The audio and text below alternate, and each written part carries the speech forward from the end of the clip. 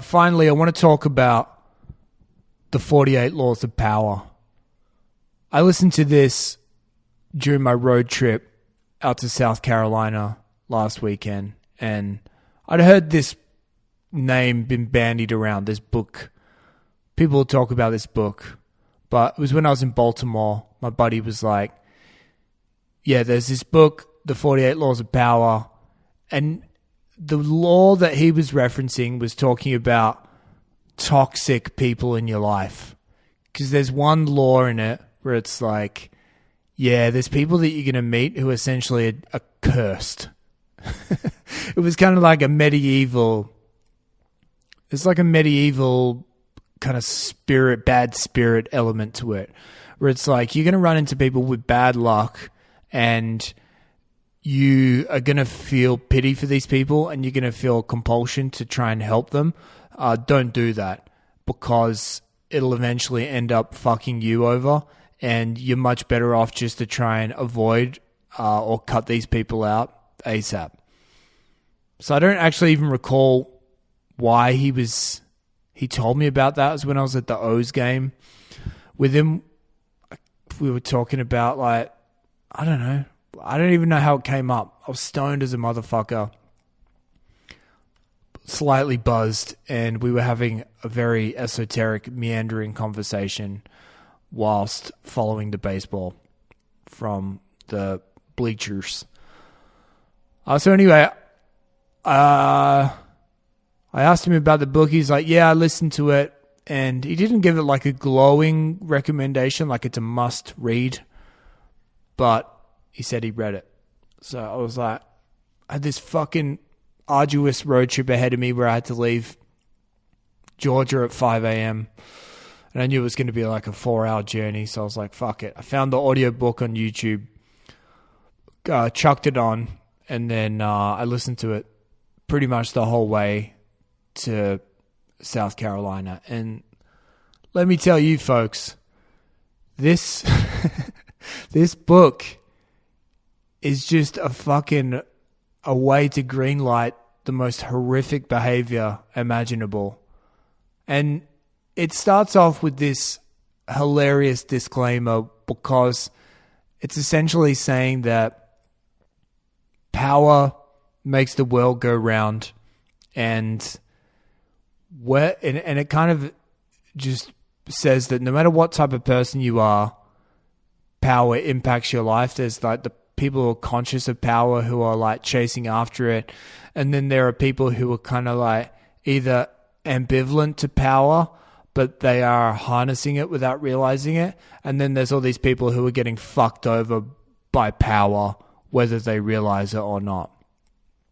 So it comes out swinging. It's like, all right, this is the most fucking important thing since sliced bread. You've got to pay attention to what is happening around you. Again, almost in like this mystical, like, whoa, there's all these fucking like weird things spinning around you. Spirits, baby. So that's what it says from the outset. It's like, pay attention, motherfucker.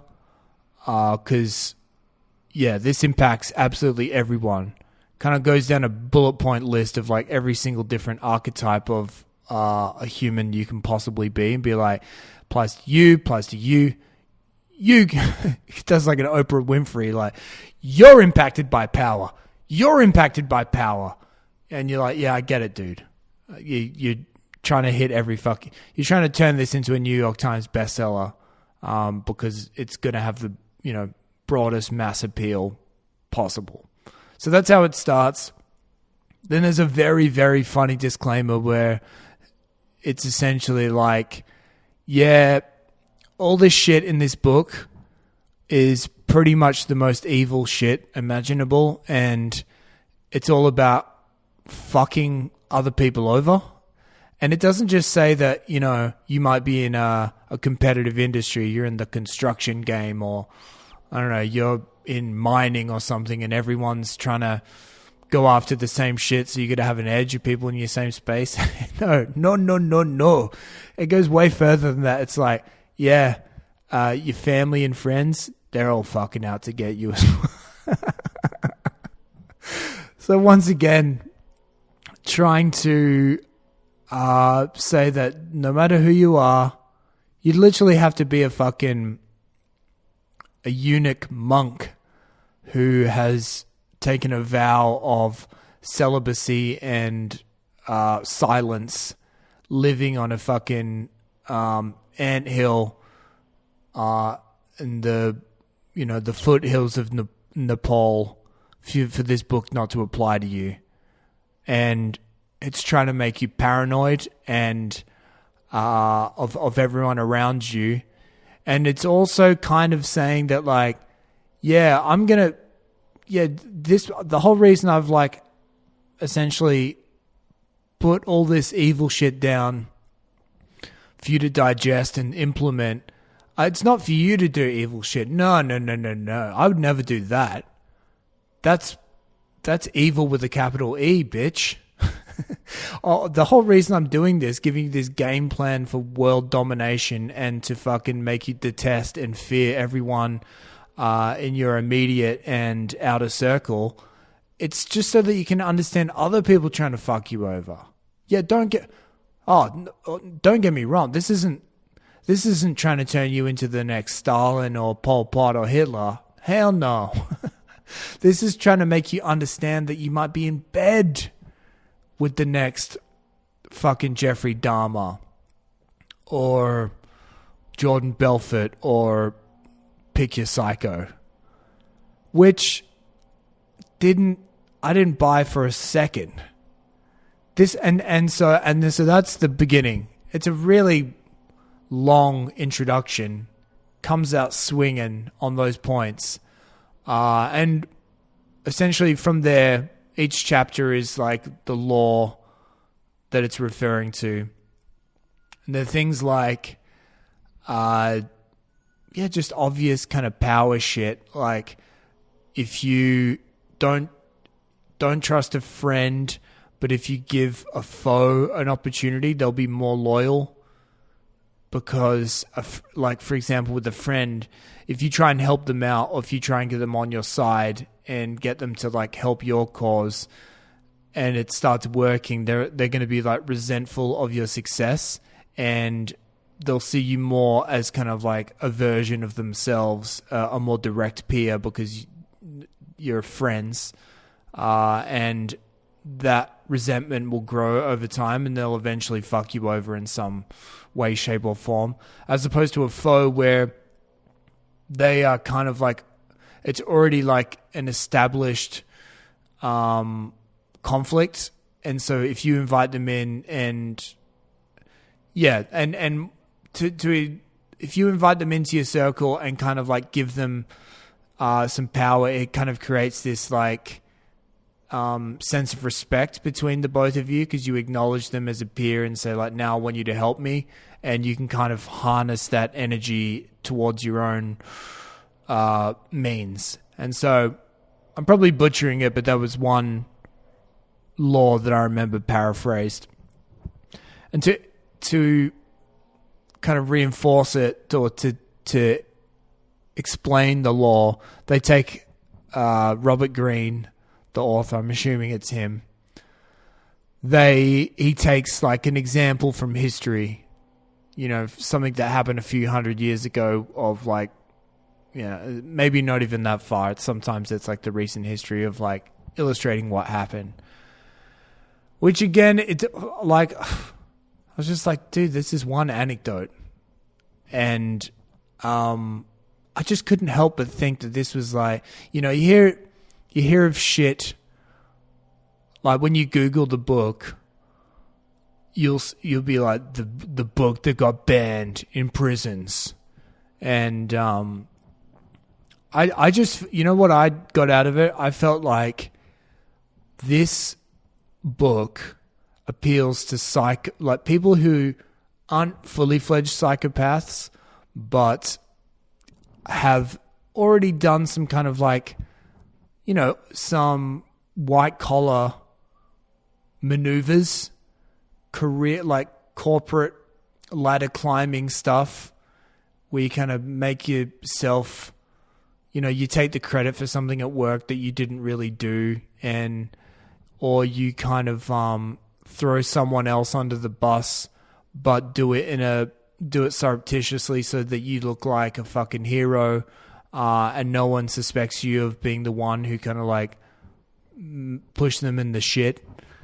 So all this type of stuff where I guess it's human. It's kind of like just taking the folly of human nature and trying to kind of condense it down into this like guidebook, and then using the historical examples of like, see, fact, right? Applies to everyone, which is a bit of a stretch, but I don't know. Stories are compelling, I suppose. So, but yeah, I feel like the whole purpose of it and why it's been successful is because people can be like, ooh, I do that already. It kind of like green lighting horrible shit, and also kind of like Robert Greene's putting your arm around these people who've done questionable fucking stuff, to be like, no, it's like, I get it why you did that. I get it why you slept with your wife's sister. You were playing the game. Yeah, like kind of,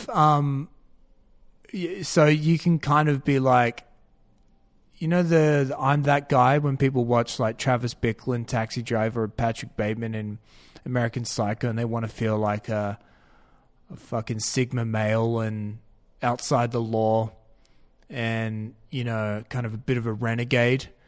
And these extreme characters are so attractive to normies because we exhibit like 3% of the actual trait that's turned up to 11 in the movie, but yet we identify with Tyler Durden and all those similar characters because we want to be that. This book is kind of the same, but it's like the greedy upper middle class yuppie corporate version of that. And yeah, just the veneer of, yeah, but don't worry, man. It's like, it's not really all these rules here and evil plans that you can kind of follow to a T. It's not really about your own personal domination. It's just making so no one fucks. It's just helping you make sure that no one fucks you over. Not buying it, Greenie. Anyway, worked out for him. This dude fucking nailed it. Isn't he in showbiz or something? He's like a Hollywood writer, and now this is probably his biggest thing. So anyway, good luck to him. He definitely fucking put his finger in the air and figured out which way the wind was blowing with this type of stuff, and smashed it out of the park. So if you can't think I'm playing one of the 48 laws of power on you, I am. This is the 49th law of power. Say stupid shit on a podcast.